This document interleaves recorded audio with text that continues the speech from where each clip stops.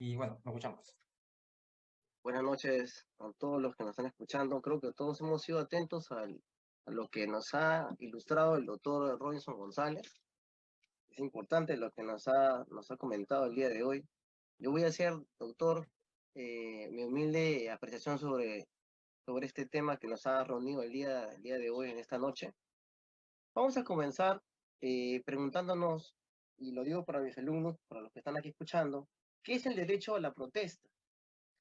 El derecho a la protesta constituye una vía de acción del ciudadano ante el establecimiento de un contexto social injusto, ¿no?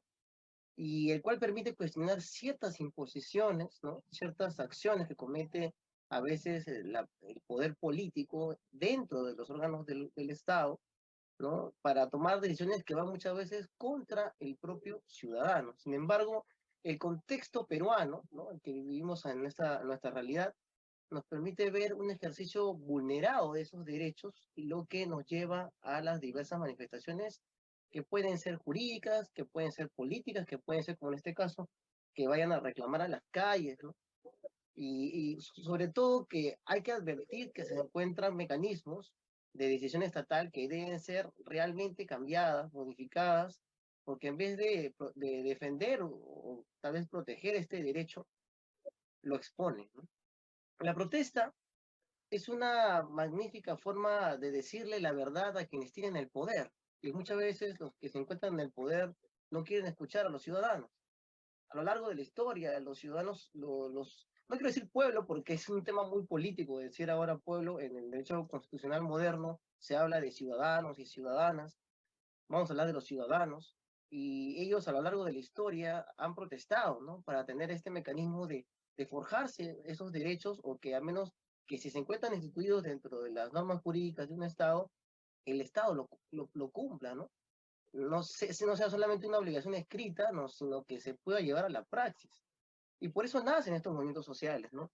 Mucho más poderosos en el momento de explicarlos, seguramente más sencillos que los juristas, y muchas veces exigiendo rendición a quienes se encuentran en el Estado, que muchas veces han inspirado solamente ese sentido en la campaña, y cuando llegan a los órganos del Estado, los órganos de gobierno, estos ciudadanos se ven totalmente defraudados, ¿no? Esperando un futuro mejor que tal vez nunca vaya a llegar. Lamentablemente, estos derechos han sido atacados y hay que protegerlos, y quienes tomen el cambio de querer hacerlos siempre serán juzgados, ¿no? Los gobiernos, ¿no? Estos actores que se encuentran en la actuación del poder constantemente van a querer reprimir las protestas y silenciar las voces de quienes critican algo que se encuentra mal.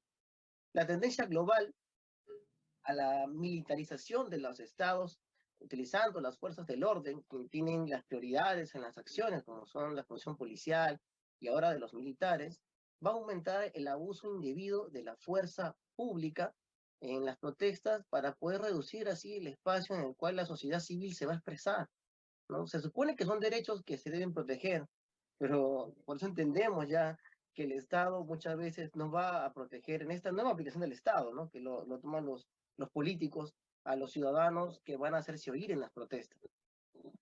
Y ya hablando de lo que nos ha comentado el directo doctor Robinson el día de hoy, déjenme hacer algunos puntos de apreciación sobre la casación 1464-2001 de Apurímac, ¿no? Una casación, como ya lo dijo el doctor, vamos a decir, lamentable, ¿no? En el sentido de la aplicación jurídica.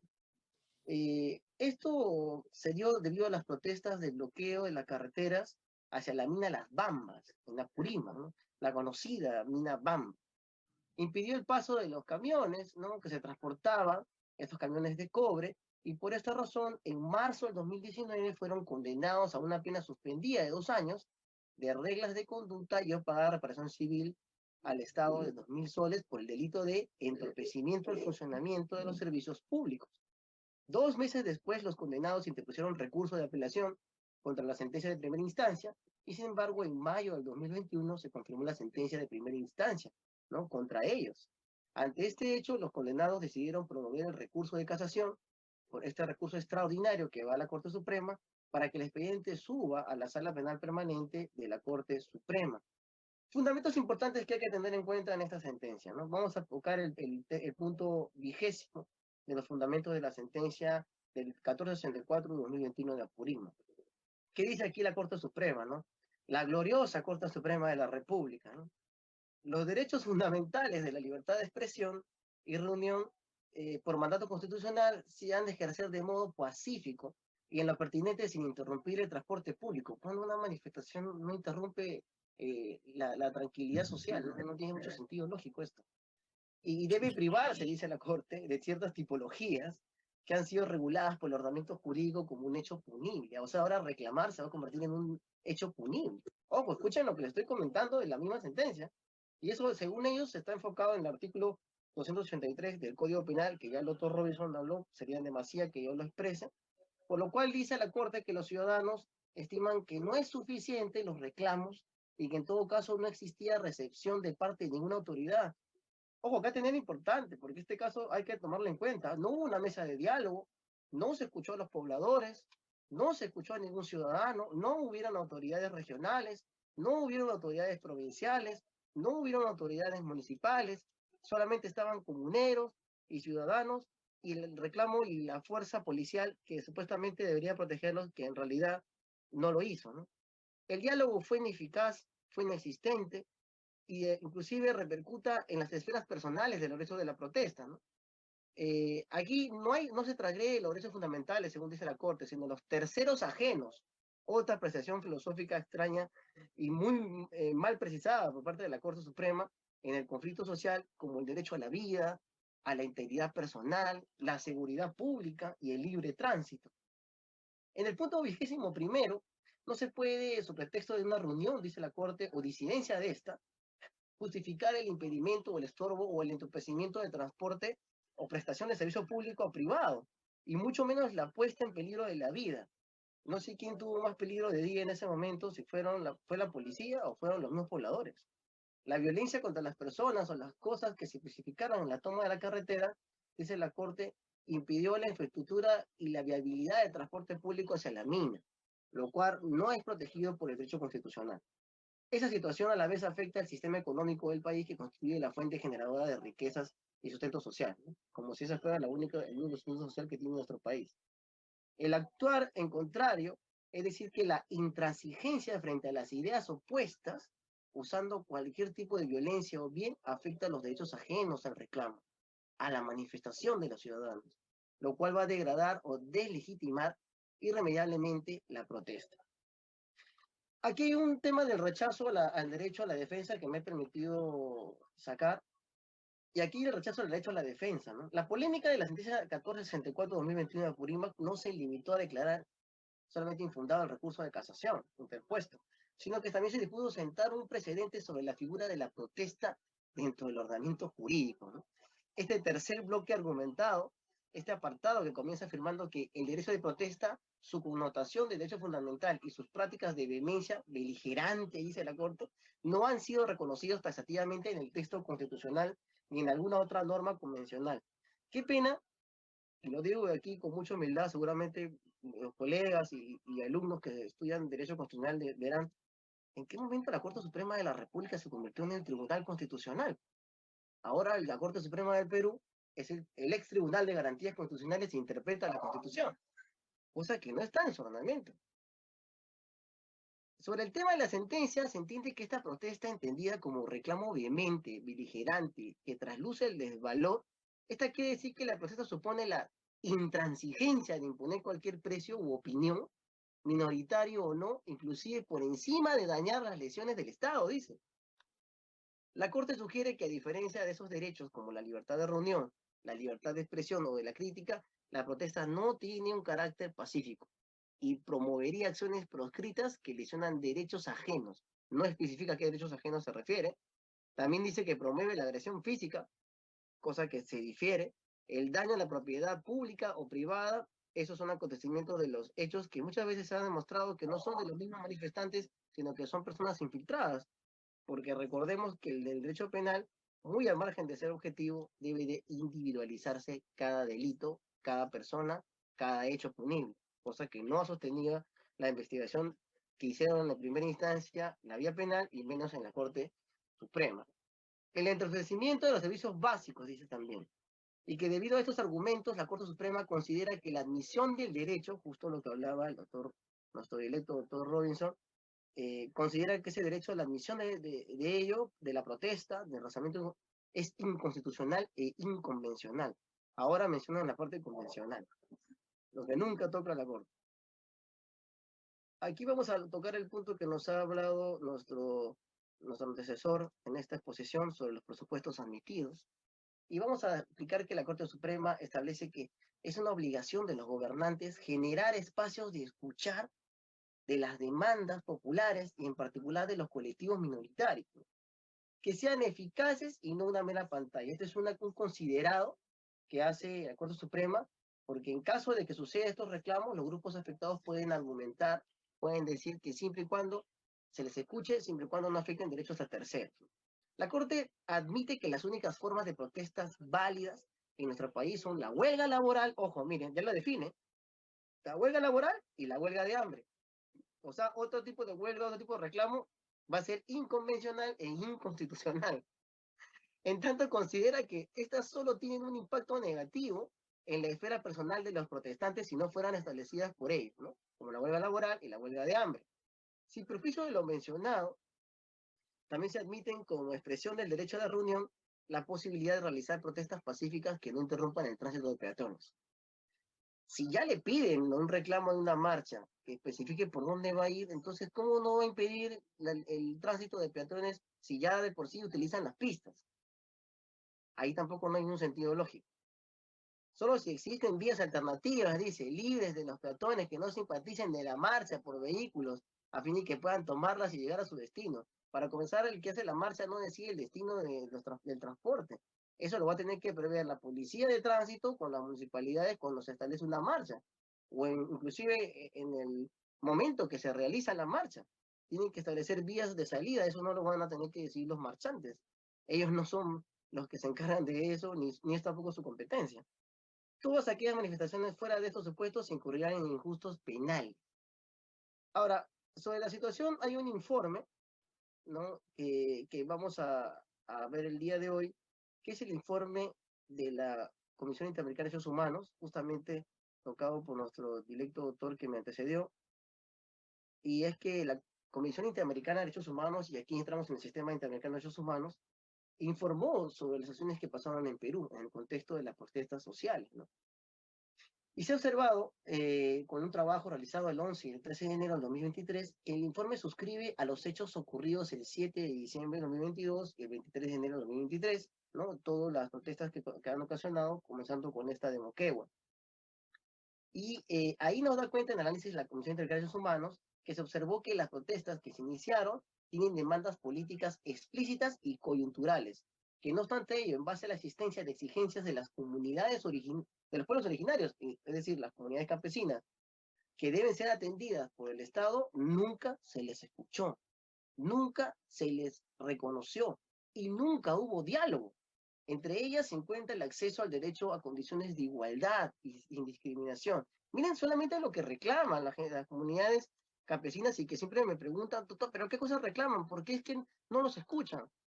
Piden sistema de agua potable, siendo que las minas tienen el dinero para poder realizarlo. Se lo piden al Estado. Condiciones de igualdad, dicen. Que no se les discriminen, que se les permita tener colegios accesibles para sus hijos, institutos, universidades. Y si aquí no está escuchando SUNEDU, también que levante esa resolución que aprobó en la cual impide la creación de nuevas universidades públicas, ¿no? Porque eso también va a ser parte de esta protesta. Que se le permita realizar las consultas previas que están en nuestra normativa constitucional, ¿no? Esta consulta previa sobre los proyectos extractivos, la forma en que va a repercutir en sus comunidades, la redistribución, la distribución equitativa de las riquezas que generan. Uno de esos hallazgos que existe es el deterioro generalizado del debate público, ¿no?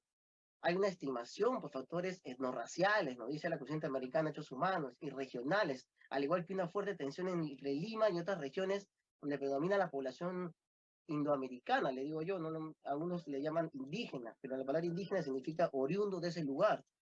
Son indoamericanos y también son nuestros pueblos originarios, son los verdaderos dueños del Perú.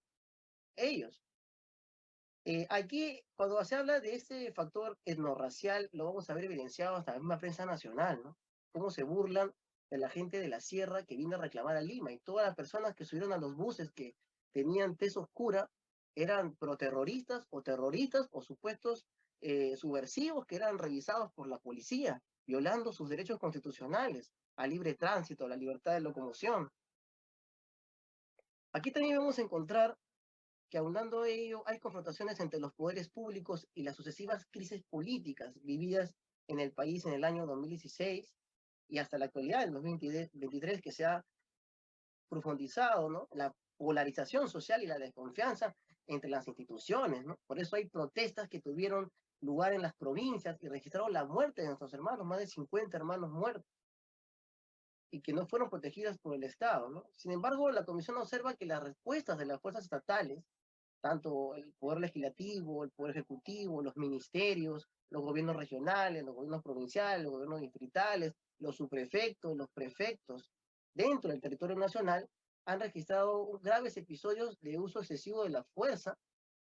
No hay diálogo, no hay comunicación, no hay entendimiento entre las partes, y en efecto la información recibida, dice la Constitución Americana, ha caracterizado el uso desproporcionado e indiscriminado de armas o de formas letales de utilizar el control y el orden público.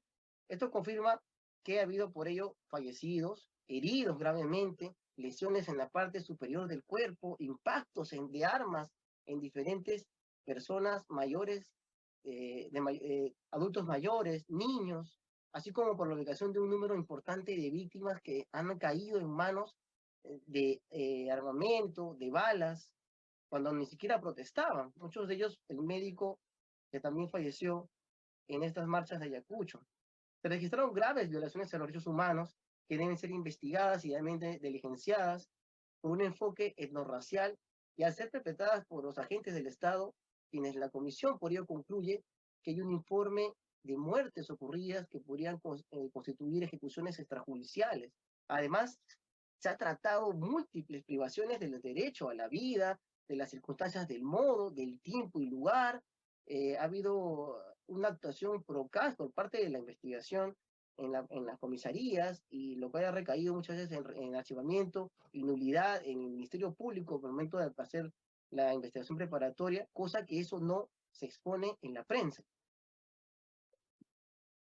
Además, las conclusiones de la Comisión Interamericana también señala que la superación de la crisis en Perú requiere un diálogo amplio, genuino, inclusive con enfoques interculturales, territoriales, donde todos los sectores de la sociedad sean representados. Igualmente formula recomendaciones en materia de diálogo y de superación de la crisis, cosa que el Estado no ha cumplido, la seguridad ciudadana, la reparación de aquellas atenciones a las víctimas de las violaciones a los derechos humanos, una lucha contra la impunidad, la institucionalidad democrática y la libertad de expresión, de reunión, de asociación.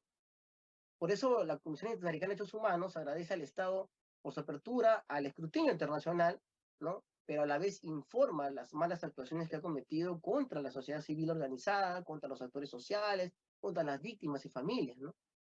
Es que este órgano que pertenece a la OEA, ¿no? La Comisión Interamericana de Derechos Humanos, tiene un mandato que deriva de la Carta de las Naciones Unidas, la Carta Interamericana de Derechos Humanos y la Convención Americana de Derechos Humanos, ¿no? Se trata después de promover la observancia y la defensa de estos derechos que han sido violentados en nuestro país y han sido utilizados como una herramienta para hacerle daño a miles de peruanos. Miren, aquí hay una reflexión, yo no quiero dar las conclusiones todavía, las voy a esperar después de las preguntas, pero también nos preguntamos muchas veces, ¿no? Eh, Hay también tesis justamente tocando la filosofía del derecho, la posición de la idea de los principios y el derecho, ¿no? Cuando hablamos de filosofía del derecho, a mí solamente se me viene en mi mente Ronald Dworkin, ¿no? Y Ronald Dworkin hablaba mucho del principio, de esos principios que, bueno, ustedes me dirán, sí, pero es naturalista, tiene algún tipo de objetividad, pero él hablaba mucho de que el principio puro del derecho es poder sostener que la integración de todos los derechos son protegidos por ese derecho. Y por lo tanto, quien tiene que cumplir con su obligación, que es el Estado, no solo debe tutelar los derechos, sino debe debe realizar las actuaciones necesarias para que no se conviertan en abusos y atropellos contra los ciudadanos. Por eso también las expresiones y la diferencia con muchos abogados en el momento de hablar sobre derechos humanos y derecho constitucional. ¿Por qué se han preguntado ustedes alguna vez que el Estado tenga procuradores? ¿A quién defienden los procuradores? Defienden al Estado. ¿Quién defiende al ciudadano? Y todos nos preguntamos, ¿no será el defensor del pueblo? El defensor del pueblo es elegido por el Congreso de la República. Es elegido indirectamente por el pueblo, representado con estos congresistas que hoy tenemos en nuestra nación, que en vez de tutelar por nuestros derechos, lo que están haciendo es negociar sobre nuestros derechos. Es importante por ello que ustedes entiendan que solamente el ciudadano protege sus derechos y su defensa está en la que se apliquen las leyes de forma intuitiva, con el respeto a la Comisión Americana de Derechos Humanos y a las libertades que deben proteger todo Estado de manera restricta sobre cada libertad constitucional. Muchas gracias, estimado Quispe. Muchas gracias, doctor. Muchas gracias, doctor Sandro, por la palabra.